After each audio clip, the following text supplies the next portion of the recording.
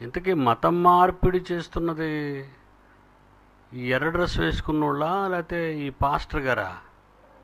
మత మార్పిడి చేస్తున్నట్టుగా అతని చేతే అతనికి బొట్టు పెట్టించి, బైబిల్లో లోతు కుమార్తెలు తండ్రితో పోయారు కనుక బైబిల్ ఒక తప్పుడు పుస్తకం అనేటట్టుగా అర్థం వచ్చేటట్టుగా ఆ సందర్భాన్ని చదివించి, ఈ వేళ నుంచి నేను మీ దేవతకు నేను భక్తుడిని అయిపోతున్నాను.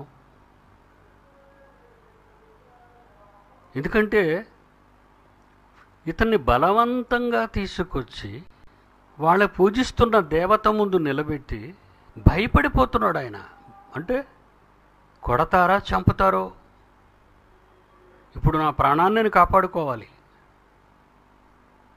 కనుక వాళ్ళు చెప్పినట్టుగా నేను చేయాలా? చెయ్యకపోతే ఏమైనా వార్నింగ్ ఇచ్చారో అది వీడియో షూట్ చేయరు కదా. అది వాళ్ళు బలవంతం మార్పిడి వాళ్ళు చేస్తూ అతని చేత బలవంతంగా ఒప్పిస్తూ పైగా కేసు పెడతారట. ఏమండి క్రైస్తవులారా, ఏం చేస్తున్నారా మీరు? వీళ్ళ వెనక ఎవరైనా మూర్ఖ మత ఛాందస్సు బోధపు ముఠ ఏమైనా ఉందా? బలవంత మార్పిడులు చట్టాన్ని దేశం చేసి అది క్రైస్తవులు బలవంత మార్పిడులు చేస్తున్నారు కొన్ని సంస్థల వాళ్ళని అభియోగాలు మోపి ఈరోజు వ్యక్తిని బలవంత మార్పిడి చేస్తున్నట్టుగా మనకు కరెక్ట్గా రికార్డ్ అయింది వీడియోలో. ఇది చూస్తున్న ప్రతి వాళ్ళు గమనించాలి, ఇది చూస్తున్న ప్రతి వాళ్ళు స్పందించాలి. ఇష్యూని నేను రేపు సీఎం దగ్గర తీసుకెళ్తున్నాను, నేను డిప్యూటీ సీఎం దగ్గర కూడా తీసుకెళ్తున్నాను. ఈ క్లిప్ చూపిస్తాను. విడిచిపెట్టిన వాళ్ళని ఈ రోజుతో మన వాళ్ళని విడిచిపెట్టామా, మిమ్మల్ని చంపేసే రోజులు ఆసనం అవుతున్నాయని అర్థం. కొంతకాలం మీరు ఊపిరి పీల్చుకోవాలా, క్రైస్తవ్యాన్ని మేల్కొల్పాలని మీరు అనుకుంటే, సమాజానికి వాస్తవాలు ప్రకటించాలని మీరు తలస్తే, క్రైస్తవులారా, అన్ని సంఘాలారా, అన్ని మత శాఖల్లో ఉన్నవారులారా, కాపరులారా, భక్తులారా, దైవజనులారా, రండి. ఈ జరుగుతున్న దారుణాన్ని ఒకసారి మీ కళ్ళతో చూడండి. మిమ్మల్ని చేయడానికి మేము రాలేదు. నేను వీడియో తీసుకుంటున్నాం అంతే. చదవండి. ఈ పవిత్రమైన గట్టిగా చెప్పండి. ఉపయోగవాక్యం చెప్పండి. లోతు సోయరులో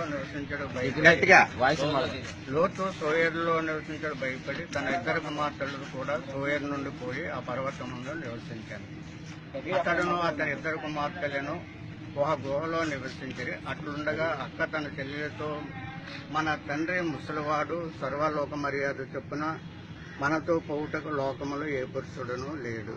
మన తండ్రికి ద్రాక్షారసం త్రాగించి అతనితో సైనించి మన తండ్రి వలన సంతానము కలుగ చేసుకున్నాము రమ్మని చెప్పాను. ఆ రాత్రి వారు తమ తండ్రికి ద్రాక్షారసం త్రాగించిన తర్వాత అతని పెద్ద కుమార్తె లోపలికి వెళ్లి తన తండ్రితో సైనించాను.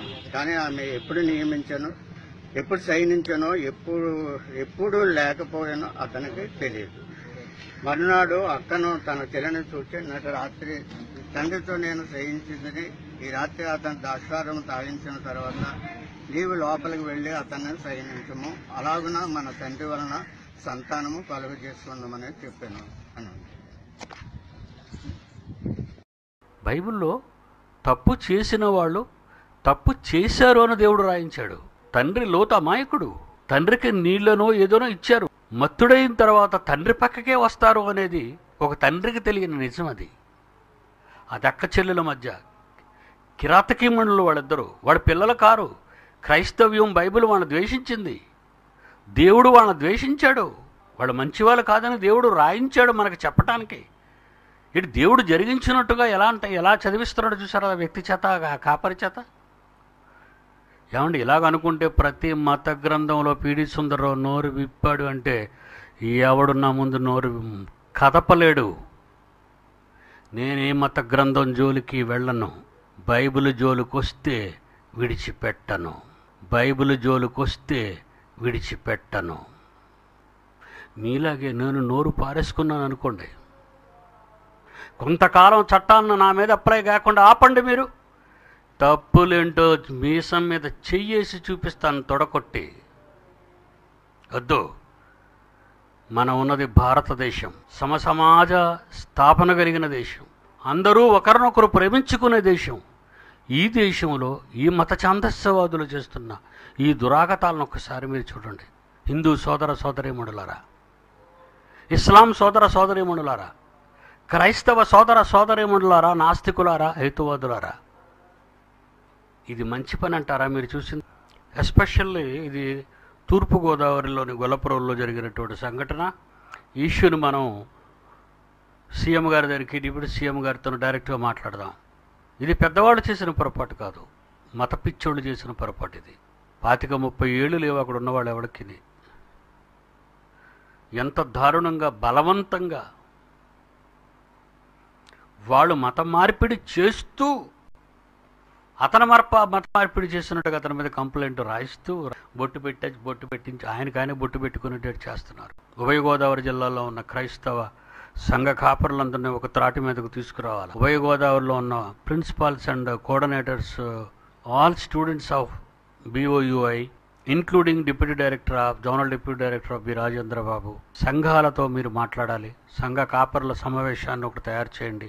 ముఖ్యమంత్రి గారికి మీ మనవిని స్థానికంగా ఉభయ గోదావరి జిల్లాలలో ఉన్న సంఘ కాపరులు ప్రకాశ్రావు గారికి జరిగిన ఘోరాన్ని చిత్రీకరించి దారుణంగా అతన్ని అప్పటికే హింసించారేమో భయపడిపోతున్నాడు అలా చూసి పాప అమాయకుడు. బైబిల్ని అవమానపరుస్తూ చచ్చిపోవాలని యేసుని తృణీకరిస్తూ దారుణంగా మాట్లాడుతున్నారు. వాళ్ళ మాటలు చూడండి. క్రైస్తవులు చాలా మంచివాళ్ళు, ప్రేమ కలిగిన వాళ్ళు, శాంతిని కోరుకునేవాళ్ళు, దేశం కోసం దేవుణ్ణి అడిగే భక్తులు వాళ్ళంతా. వీళ్ళు రేగకుండా రగలకుండా ఉండాలి అంటే చట్టానికి వీళ్ళని అప్పగించక తప్పదు. ఒక్కసారి మనం చేసి చూపిస్తే వాళ్ళనే ఎవరి దేవుళ్ళను వాళ్ళు పూజించుకుంటారు, ఎవరి మత విశ్వాసాలను వాళ్ళు నమ్ముకుంటూ పోతారు.